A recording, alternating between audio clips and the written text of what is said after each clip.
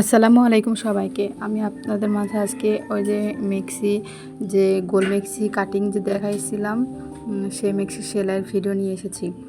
প্রথমে আমরা সর্বপ্রথম গলাটা এভাবে মেক করে নিব। দুই গলা এই তো উল্টা সিধা তো অবশ্যই সবাই বুঝেন।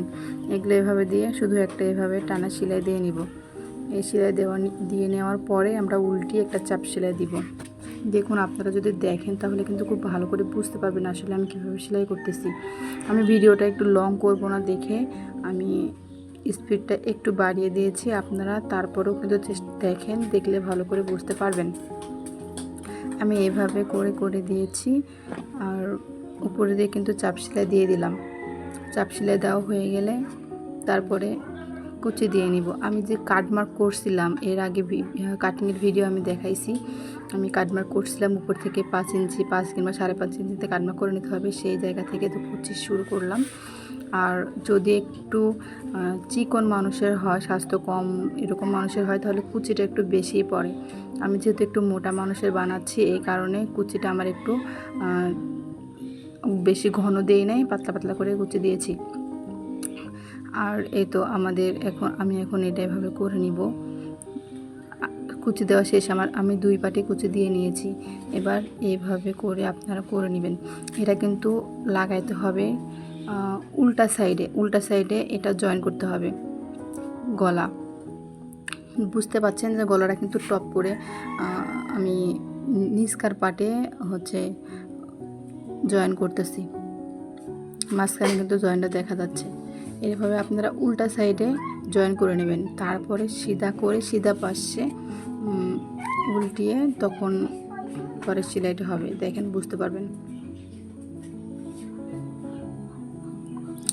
এই যে আমি উল্টা সাইডে সেলাই করে নিয়েছি। এবার এটা সিধা করে সেমভাবে এই তো ভাঁজ করে করে সেই সেলাইটা যেন ঢেকে যায়, এমনভাবে করতে হবে যেন সেলাইটা ঢেকে যায়। সেলাইয়ের উপর দিয়ে করলে তাহলে আর কোনো সেলাইও দেখা যাবে না, এমনকি কোয়ালিটিটা অনেক সুন্দর হবে।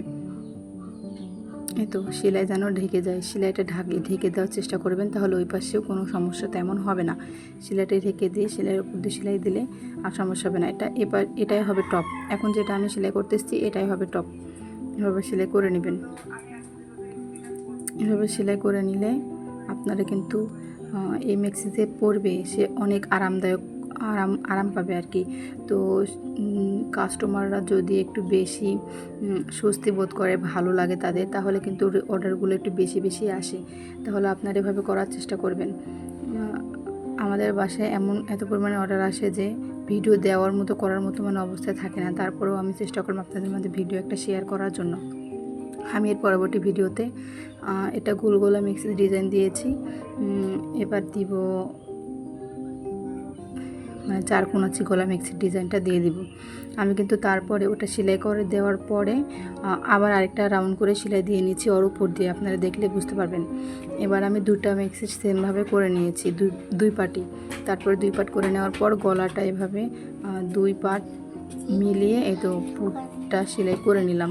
পুট সেলাই করে নেওয়ার পরে হাতাটা জয়েন করবেন। আমি হাতার মাঝখানে যে একটা ভাঁজ থাকে মাঝখানের জয়েন, সেখান থেকে শুরু করলাম, তাহলে কিন্তু জিনিসটা অনেক ভালো হবে। মাঝখান থেকে ওই দিক থেকে আর কোনো কিছু করা লাগবে না।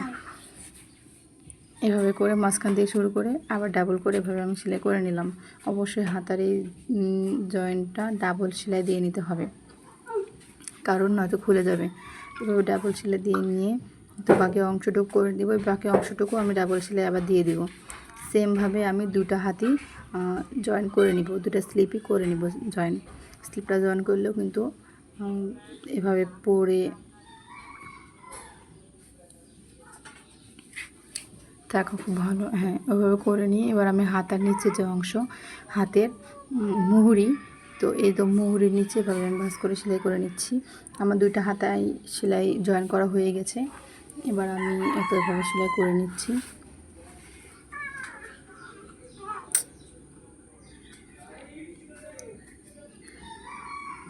এবার সাইড মারব।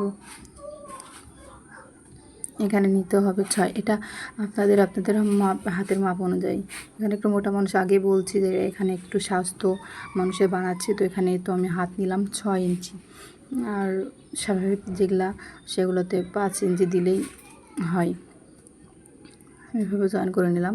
মেক্সির তো আর কোনো বডি দেখা লাগে না, যতটুকু আছে ততটুকুই পুরোটাই দিব আমি, পুরোটাই দিতে হয় আর কি।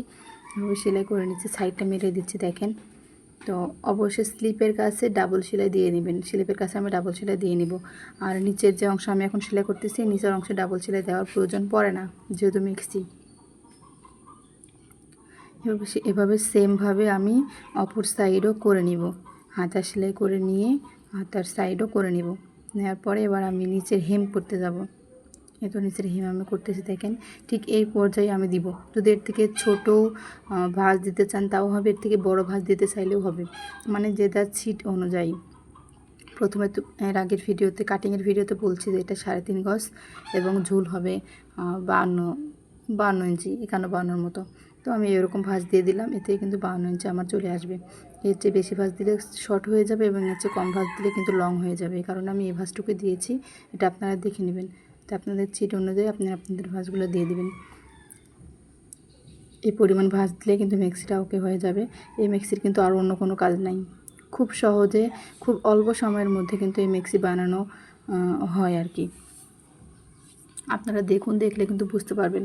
এটা অল্প সময়ে যেমন বানানো হয় ঠিক তেমনই পরে অনেক আরামদায়ক হয়। কাস্টমারের কাছে যদি দেন তাহলে তারা কিন্তু কোনো সময় বলবে না যে মেক্সিটা হয়নি কি গলার উপরে উঠে যায়। অনেক মেক্সি কিন্তু অনেক সময় গলার উপরে উঠে যায়, এটা কিন্তু কখনোই উঠবে না। সুতরাং আপনার রিভিউ কিন্তু অনেক ভালো হবে, এভাবে করার চেষ্টা করবেন, অনেক ভালো হবে। আসসালামু আলাইকুম, সবাইকে পাশে থাকবেন।